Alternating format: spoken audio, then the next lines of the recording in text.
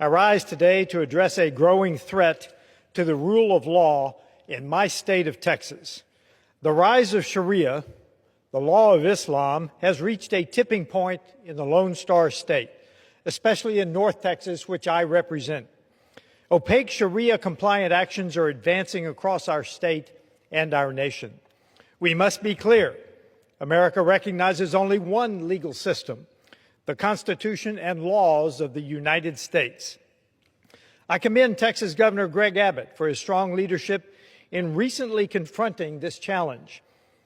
His actions regarding the proposed Texas American Muslim University and the planned Muslim-only event at a taxpayer-funded Texas water park demonstrate the continuing vigilance required to protect our uniform system of justice. Last year, nearly 95% of Texas voters supported Proposition 10 to ban Sharia. That was not a symbolic gesture. It was an overwhelming mandate.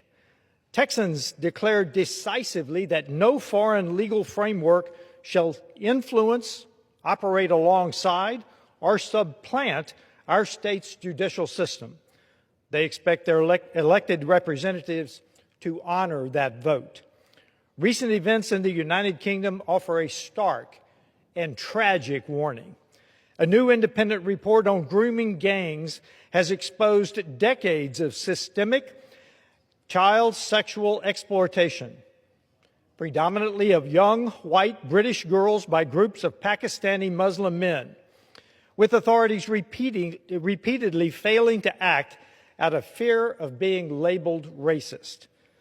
Thousands upon thousands of victims were betrayed by the very institutions meant to protect them. We must not allow such horrors to take root here in America. While Congress is acting, my bill, H.R. 6230, the Tehran Incitement to Violence Act, passed the House and is now pending in the Senate. Federal efforts alone are not enough. The primary responsibility for protecting our legal system from parallel framework rests on the shoulders of an informed citizenry, along with those of state and local leaders. Texans are leading the way, and others are beginning to follow. In Kaufman County, Texas, federal, state, and local officials worked in unison to stop a Sharia city project backed by a Dubai-based development company. Several of my constituents confronted the Wiley School Board after one of their high school principals granted a group called Why Islam access to the campus to hand out Qurans. One of my constituents, Jessica Hulsey, grabbed her walker, got a ride to Josephine City Hall, and stood in front of a crowded room to share her concerns about the proposed East Plano Islamic Center. Across the Red River, citizens in Broken Arrow, Oklahoma, successfully put a stop to a Sharia enclave after imploring their local leaders to just say no. Even across the pond, citizens in the UK are beginning to push back against a cultural shift wreaking havoc in their community because of Sharia's influence. In America, belief is protected. Conduct under the law is not. Let me be clear, Sharia is a political legal ideology, not a religion, and therefore it should not fall under the First Amendment protection for faith and worship. The First Amendment safeguards an individual's right to believe and practice their religion, but it has never granted immunity to political systems, especially those that claim authority above the Constitution, which Sharia does.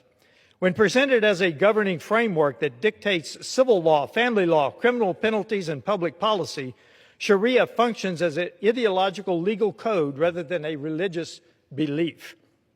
Under this view, the Constitution must remain the supreme law of the land and no ideological system, particularly Sharia, religious in origin or otherwise, can override the liberties, equal protections, and democratic processes guaranteed to every Republican.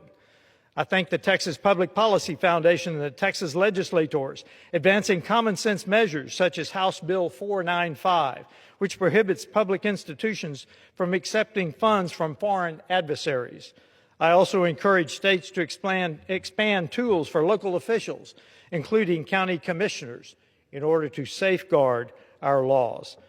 Thomas Jefferson declared, I have sworn upon the altar of God eternal hostility against every form of tyranny over the mind of man. This eternal hostility must extend to any religious or foreign legal code, particularly Sharia, that seeks to supplant American liberty and self-government. As Sir Winston Churchill warned, sometimes it is not enough that we do our best. We must do what is required. Mr. Speaker, I yield back.